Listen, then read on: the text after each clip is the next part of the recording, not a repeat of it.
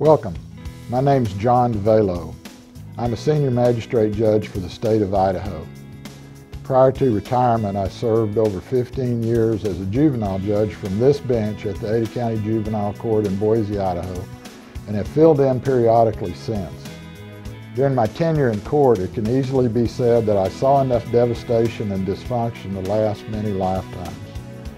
So when I needed to get away from the upheaval, I would often seek refuge in my passion for fishing. The name on the side of my boat reads Judge Bubba, and I love to bass fish and do it competitively whenever I can. Let me now tell you about the day in court when my job responsibilities converged with my joy of fishing. I want to tell you about Tommy L. Back in 1999, Tommy, who was 11 years old, came before me to be sentenced for setting a mattress on fire in somebody's garage, for angrily tipping over all the desks in his classroom, and for beating on his little brother. Why, you may ask, such trouble for a boy so young? Well, his parents divorced when Tommy was 6, following much domestic violence within the home. His father was an alcoholic with a criminal record who fled arrest warrants to California. Mother was a recovering drug user with a criminal record. There had been 23 referrals to child protection regarding neglect and abuse in the home. Tommy, who physically abused his pets, repeatedly hurt his siblings, and heard voices telling him to do things, had been hospitalized 3 times in 1999 for depression and suicide attempts and was on medications. At the time of sentencing, Tommy L. had served 41 days in detention, and his mother had not visited him once during that time. That day in court, after many years on the bench, for the first time in my judicial career, and for some still unknown reason, I promised Tommy L. at his sentencing hearing that if he would successfully complete probation and stay out of trouble, I'd take him fishing. Looking back, I probably viewed it as a safe bet, envisioning that I ultimately would be compelled to commit a kid that young with so many strikes against him to long-term residential placement with the Idaho Department of Juvenile Corrections. Instead, however, Health and Welfare removed him from his home and placed him in a stable foster care environment. With the aid of his caseworker, probation officer, foster parents, and counselors, Tommy L. successfully completed probation in 2001 without further criminal activity, and I owed him a fishing trip. Worried about what I'd gotten myself into, I procrastinated in spite of the note stuck on the edge of my computer, as well as a reminder from his probation officer that Tommy hadn't forgotten. Most certainly, therefore, a promise made by his judge had to be kept. So, reluctantly, I set up the fishing trip and convinced my buddy Doug to come along as a witness. On a beautiful day late in August 2001, we picked up Tommy L., now almost 13 years of age, from his foster parent and brought him here to Lake Lowell on the Deer Flat National Wildlife Refuge. At the launch, I put Tommy in a life jacket, sat him in my lap, and headed out, letting him steer my bass boat. Tommy had never been in such a boat, and he was so excited.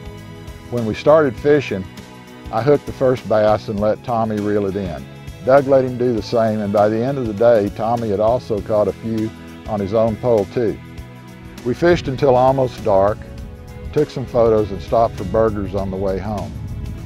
While ordering, Tommy looked up at me and said, "Judge Velo, I want you to know this has been the greatest day of my life." His unexpected words struck me emotionally like I'd been hit upside the head with a baseball bat, and I barely contained my tears in front of the kid. I kept my promise over here that day, but it was Tommy L. who taught me that we adults, regardless of our busy schedules and responsibilities, should always find time to give a kid a hand up. Returning to court after that memorable day of fishing, I began realizing there are many more Tommy L's out there, more than you can possibly imagine.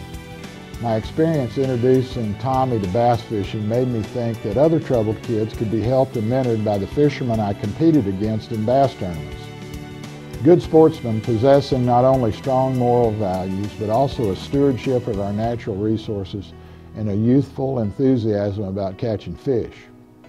I envisioned holding a bass fishing tournament for kids who had committed crimes and were on probation with my court. I received a green light to proceed from the Director of the Ada County Juvenile Court Services, as well as the Board of County Commissioners of Ada County. A tournament coordinating committee was set up to organize the effort. We named the event as the Scales of Justice Bass Tournament, and it was scheduled for September 19, 2004 at nearby CJ Strike Reservoir. The Idaho Department of Fish and Game provided the necessary fishing permits for each of the juveniles, and Idaho Power Company reserved one of its adjacent parks for our use as tournament headquarters. Local businesses and civic organizations donated funds, fishing tackle, rods and reels for the kids, plaques, hats, t-shirts, and food for our picnic. During the spring and summer of that year, tournament fishermen came forward to volunteer, as did many non-boaters who wanted to help. The kids were nominated and their parents completed liability and confidentiality waivers. Each boater had to provide a certificate of liability insurance. Teams were established with a court officer assigned as a witness in each boat, along with the fisherman and the juvenile. About 30 youth on probation with my court were transported by our agency to the lake.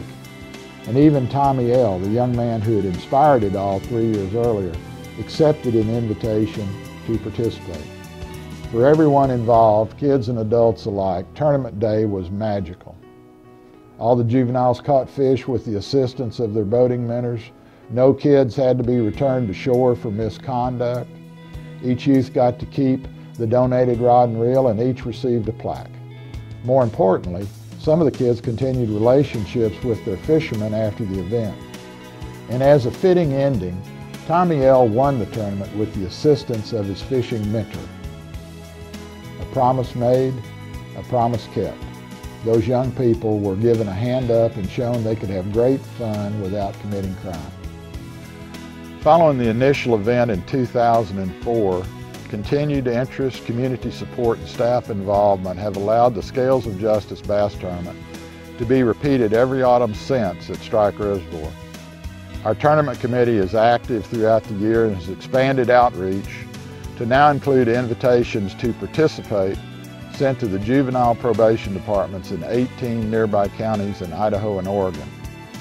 On average, about 32 juveniles attend each year. A 4-hour fishing day is preceded by the national anthem and a numbered start for the high-powered boats, and followed by a weigh-in of fish, awards, and a barbecue. Fish and game personnel attend to conduct biological surveys on the caught fish and then to release them alive back into the reservoir. I believe these Scales of Justice bass tournaments benefiting kids on juvenile court probation are currently unique to Idaho as an innovative approach to reach troubled youth. Because it is a one-day event during the probationary journey of these juveniles, I'm uncertain of its benefit. However, I repeatedly see the joy in the kids' faces and the light in their eyes when they come off the water. Hopefully the juveniles will view us adults, judges, court officers and staff, boating mentors and volunteers from a perspective that shows them we care about their success. If we can get just one juvenile's life turned around, our effort's been worthwhile. In the event you'd like to assist us with future Scales of Justice bass tournaments in Idaho, please contact us. Alternatively, if you're interested in trying to establish a similar event in your geographical area, we are willing to help you get started. Contact information will be provided at the conclusion of this video. Thank you for watching.